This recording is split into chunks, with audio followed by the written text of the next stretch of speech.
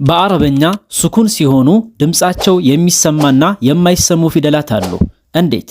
እስኪ በእነዚህ በሁለቱ ቃላት መካከል ያለውን ልዩነት እንመልከት። አስ፣ አብ፣ አስ፣ አብ።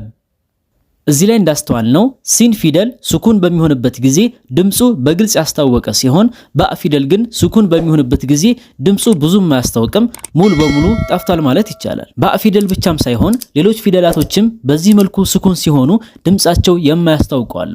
ዳል ፊደል አድ፣ አድ፣ ጂም አድ፣ አድ፣ ጣ አጥ፣ አጥ፣ ቃፍ አቅ፣ አቅ።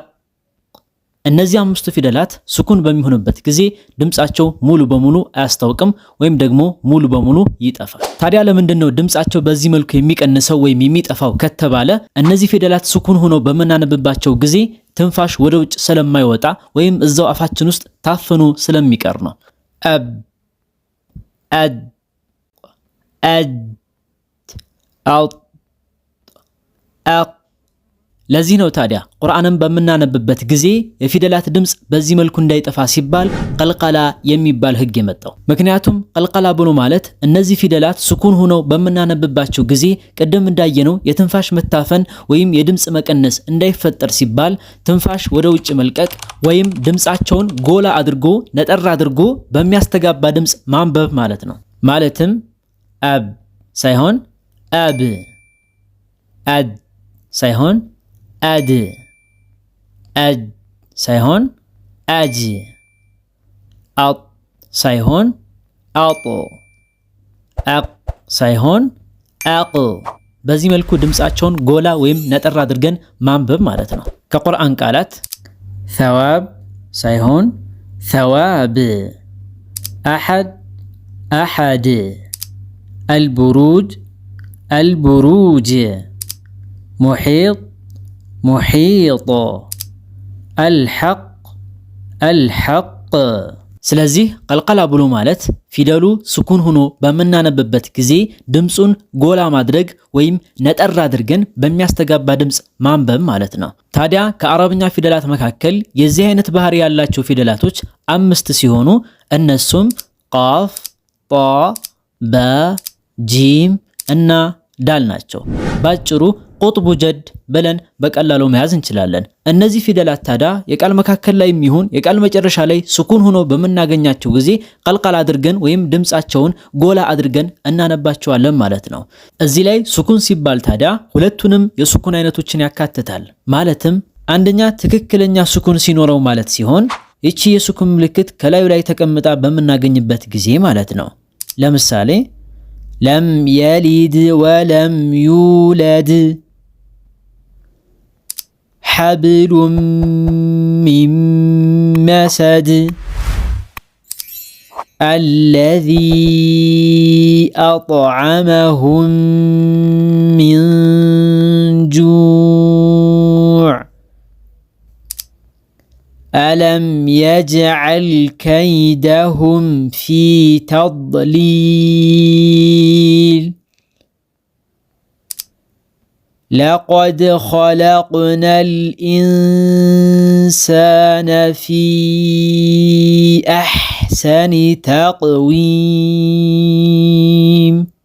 ሁለተኛው የሱኩን አይነት ደግሞ የቃሉ መጨረሻ ላይ ወይም የአንቀጹ መጨረሻ ላይ በመናቆምበት ጊዜ የሚፈጠር የሱኩን አይነት ሲሆን እንደሚታወቀው ማንኛውም የአረበኛ ቃል ላይ በመናቆምበት ጊዜ የፊደሉን ሐረካ ወደ ሱኩን ቀይረን ማቆም እንዳለብን ከዚህ በፊት አይተናል። ለተጨማሪ ማብራሪያ ይህን ቪዲዮ መመልከት ትችላላችሁ። ስለዚህ የቀልቀላ ፊደሉ ላይ የዚህ አይነት ሱኩን ካለም ልክ እንደዚሁ ቀልቀላ አድርገን ወይም ድምጹን ጎላ አድርገን እናነባለን ማለት ነው። ለምሳሌ ቁል ሁወ አላሁ አሐድ ሚን ሸሪ ማ ኸለቅ ሐማለተል ሐጠብ ወሰማኢ ዛቲል ቡሩጅ ወላሁ ሚን ወራኢሂም ወራኢሂም ሙሒጥ። ልክ እንደዚሁ የአንቀጹ መጨረሻ ላይ ባይሆንም የአንቀጹ መካከል ላይ በዚህ መልኩ የምናቆም ከሆነ በተመሳሳይ ቀልቀል አድርገን እናነባለን። ለምሳሌ ወመን የክፉር ቢሂ ሚነል አሕዛብ ፈናሩ መውዒዱህ። እዚህ ላይ እንዳስተዋልነው ባእ ፊደል ላይ በምናቆምበት ጊዜ ቀልቀል አድርገን እናቆማለን። በምንቀጥልበት ጊዜ ግን ወደ ሐረካ ስለሚቀየር ሱኩን ስለማይሆን ቀልቀላውን አንጠቀምም። ሌላ ምሳሌ ኩለማ ኡልቂየ ፊሃ ፈውጁን ሰአለሁም ኸዘነቱሃ إن الذين كفروا من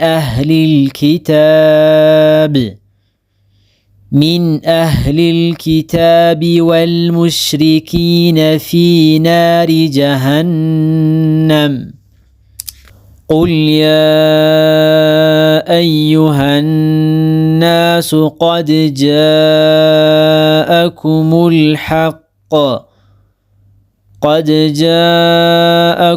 الحق من ربكم። ስለዚህ ፊደሉ ላይ ያለው ስኩን ትክክለኛ ስኩን የሚሆን በመናቆምበት ጊዜ የሚፈጠር ስኩን ብቻ የቀልቀላ ፊደል እስከሆነ ድረስ ቀልቀላ አድርገን እናነባዋለን ማለት ነው። በነገራችን ላይ የቀልቀላ ህግን በደንብ ለመለማመድ ከፈለግን ይህ አይነቱን ህግ በተደጋጋሚ የምናገኝባትን ሱረቱል ቡሩጅን ማንበብ በቂ ነው። ወሰማኢ ዛቲል ቡሩጅ واليوم الموعود وشاهد ومشهود قتل أصحاب الأخدود النار ذات الوقود إذ هم عليها قعود وهم على ما يفعلون بالمؤمنين شهود። በጥቅሉ እንግዲህ ቀልቀላ ብሎ ማለት አንድ ስኩን የሆነን ፊደል ድምጹን ጎላ አድርገን ወይም ነጠር አድርገን በሚያስተጋባ ድምጽ ማንበብ ማለት ሲሆን የዚህ አይነት ባህሪ ያላቸው ፊደላት 5 ናቸው። እነሱም ቃፍ፣ ጣ፣ ባ፣ ጂም እና ዳል ናቸው። ባጭሩ ቁጥቡ ጀድ ብለን እንጠራቸዋለን። ታዲያ እነዚህ ፊደላትን ቀልቀላ የምናደርገው አንደኛ ትክክለኛው ስኩን ወይም የስኩን ምልክት ተቀምጦባቸው ስናገኝ አሊያም ደግሞ እነሱ ላይ በምናቆምበት ጊዜ በሚፈጠረው ስኩን አማካኝነት ነው። በዛሬው ቪዲዮ አዲስ ነገር እንዳገኛችሁበትና እንደተጠቀማችሁበት ተስፋ አድርጋለሁ። እንደዛ ከሆነ ደግሞ ላይክ እና ሼር ማድረግ እንዳይረሳ።